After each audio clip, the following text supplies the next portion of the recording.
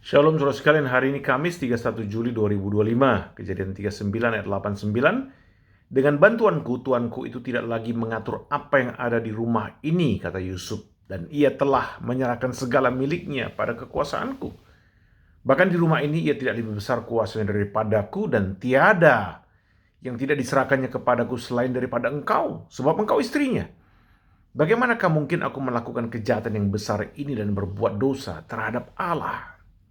Saudara, apakah alasan Yusuf menolak godaan istri Potifar? Hal ini menarik sekali, saudara. Nilai-nilai moral dan rohani yang dipakai Yusuf itu sangat tinggi.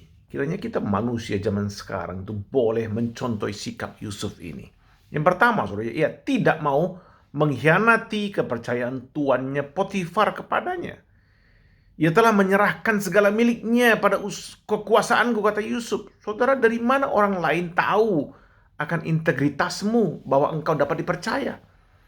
Bukan dari agamamu, saudara ya, tapi dari karaktermu, dari perbuatanmu, dari kepercayaan orang lain bahwa engkau dapat dipercaya. Hal yang kedua, saudara ya, mengapa Yusuf menolak godaan istri Potifar adalah karena ia tidak mau mengkhianati suami tuannya itu. Saudara, karena dia itu istrinya, istri tuannya, sebab engkau istrinya, dikatakan. Orang ini memuliakan dan meninggikan ikatan pernikahan yang sudah mulai hancur di zaman kita ini, saudara ya, ikatan nilai pernikahan. Tidak boleh ada orang ketiga dalam pernikahan itu, kata Yusuf. Ini bukan hanya ajaran perjanjian baru, saudara ya. Ini sudah ada dalam perjanjian lama, jauh sebelum Yesus menegaskan ini. Pernikahan adalah hal yang sakral di hadapan Tuhan. Suami dan istri itu ikatan yang suci. Itu sebabnya kita sampai pada alasan ketiga, kata Yusuf. Yusuf tidak mau berdosa kepada Allah. Merusak hubungan suami istri orang adalah dosa. Tuhan tahu dan melihat itu. Karena pernikahan adalah sakral, saudara ya. Kalimat terakhir ini saudara menjadi bukti yang kuat sekali bahwa Yusuf dengan kesadarannya yang penuh bahwa dia, hidupnya itu berada di mata Allah. In the presence of God, coram Deo.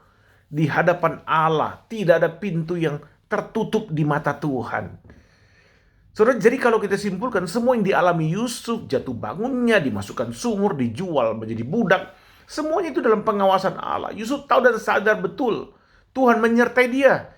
Bukan hanya karena perkataan Musa yang menuliskan ini, kita tahu akan hal itu, tapi apa? Dalam kesadaran Yusuf yang penuh.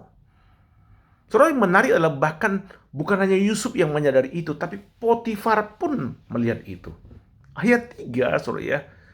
Tuannya Potifar melihat bahwa Tuhan menyertai dia, dan bahwa apapun yang dikerjakannya, Tuhan membuatnya berhasil. Oh, indah sekali, saudara, kalau kita aplikasikan bagian ini adalah bahwa orang-orang di sekitar tempat kamu bekerja, tempat kita berkarya akan melihat Tuhan menyertai kita atau tidak. Bagaimana caranya, saudara ya? Itu karya Allah sendiri dalam hati kita, saudara ya.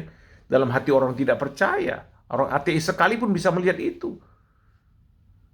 Percayakah engkau akan hal ini, saudara ya? Nah, yang paling penting adalah Tuhan menyertai Yusuf. Dan penyertaannya membuat semua yang dikerjakannya berhasil. Yusuf berhasil dalam tanggung jawabnya di rumah Potifar. Yusuf berhasil. Dan Potifar pun, orang kafir itu, mengalami berkat Allah karena kehadirannya. Di penjara pun, saudara ya, Tuhan menyertai Yusuf dan kepala penjaranya mempercayakan segala sesuatu dalam pengaturan Yusuf. Jadi dimanapun Yusuf berada, tidak penting keadaannya, tidak penting pergumulannya atau kesulitannya. Yang penting adalah apakah ada Tuhan di sana. Bila ada Tuhan di sana, seberat apapun hidupmu, sesulit apapun perjuanganmu, seterjal apapun pendakianmu, Yusuf difitnah, saudara, membuat dia masuk penjara. Sepertinya Tuhan tidak membelanya, sepertinya, saudara. Tapi ternyata Tuhan ada di sana. Tuhan menyertainya. Dan bila Tuhan menyertaimu, semuanya akan dibuat Tuhan berhasil. Amin, saudara.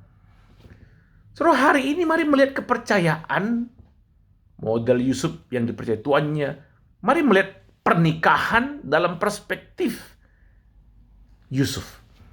Hari ini mari melihat pergumulan hidupmu, fitnahan orang terhadapmu, rasanya pekerjaanmu kok terjal sekali, Banyak yang memfitnah engkau, yang gak suka kepadamu. Mari melihat semua itu dalam perspektif Yusuf.